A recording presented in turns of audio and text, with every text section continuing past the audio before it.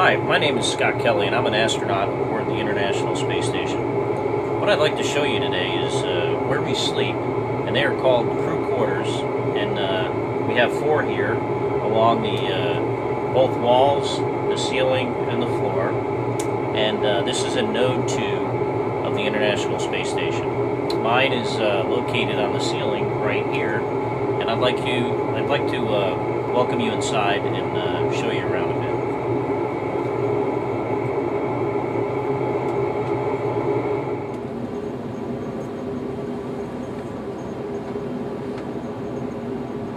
This is the inside of the crew quarters, and although it's located on the ceiling, because the floor is by my feet and the ceiling in the crew quarters is by my head, it doesn't feel like I'm sleeping on the ceiling at all. It just feels like I'm sleeping in any of the locations, normal orientation, I guess you could say, on the International Space Station. In here, we sleep.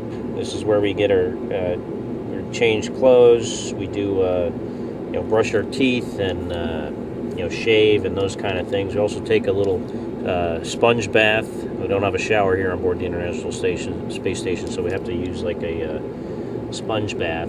And we also do some work. So we have I have two computers in here. One's more of a computer for connecting to the onboard systems, and particularly like email and procedures. We have a program called World Map, where we can see where we are over the Earth, managing all of our picture taking, and also our schedule is also on this computer, our timeline. And this other computer here is for accessing the internet on the ground. And it's sporadic and pretty slow at times. It is actually a nice capability to be able to get on the internet real time, send emails and receive emails from my normal work email account if I desire to do that, to maybe get on some online banking if I need to do something like that. You could actually even buy a present if you needed to. Sleeping is done on the wall here in a sleeping bag. It's a very comfortable way to sleep once you get used to it. At first, it's can be rather difficult, but once you get the hang of it, it's actually really comfortable. More comfortable than on Earth, for me at least. I sleep much better up here than I do in my own bed at home. And so even though you're floating, I guess because it takes a lot of the pressure off your body, it's actually rather comfortable. Some holes here for your arms, and I sleep just like this. And if I don't zip the sleeping bag up far enough, sometimes I float into the computer and it wakes me up, which isn't fun. So I try to get the sleeping bag zipped up far enough. Some people like to be kind of secured against the wall with bungees, so they feel like they're more in a bed. But I like sleeping just kind of floating here like this. Sometimes I put my hands together. It seems more comfortable.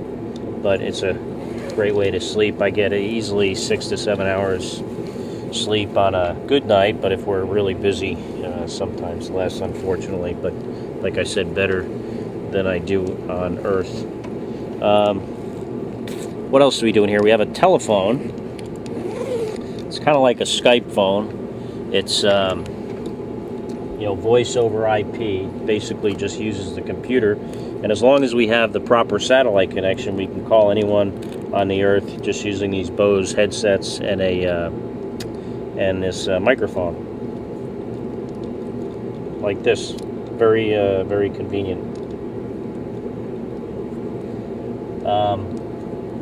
As far as clothes are concerned, we don't have a whole lot of space here, so all the clothing we use in 6 months is probably what you could fit in one large suitcase.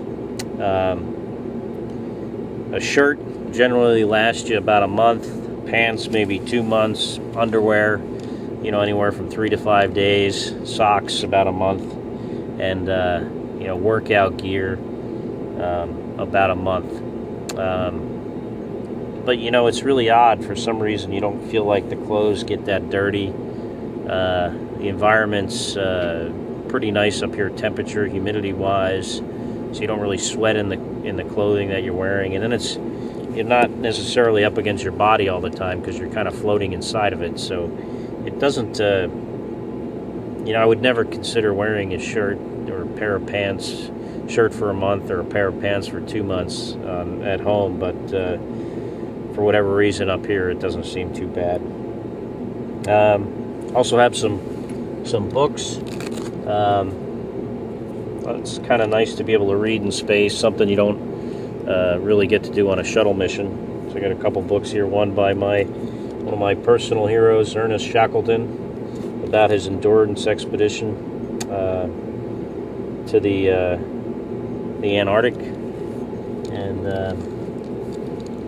another one called The Long Walk, about a group of people that escaped from a prison camp and basically walked across the continent of Asia to get home. Also have some personal pictures up here, but I took them down for this for privacy reasons.